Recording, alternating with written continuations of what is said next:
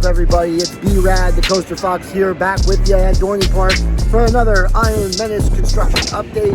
As you can see by me, they put fencing around Rita's. It looks like that's coming down. Getting ready for more construction, more stuff coming on the way here for Iron Menace. Now, I did get some work back there.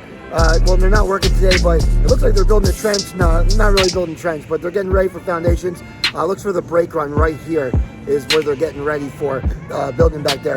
Got some footage for you again, as much as I could see through the little cracks there. Now, I will be coming to Hollow Thriller for the tour, so I'll be bringing you that. And a lot of fun times here, a lot of great construction updates, a lot of fun times here at Dorney Park. Can't complain.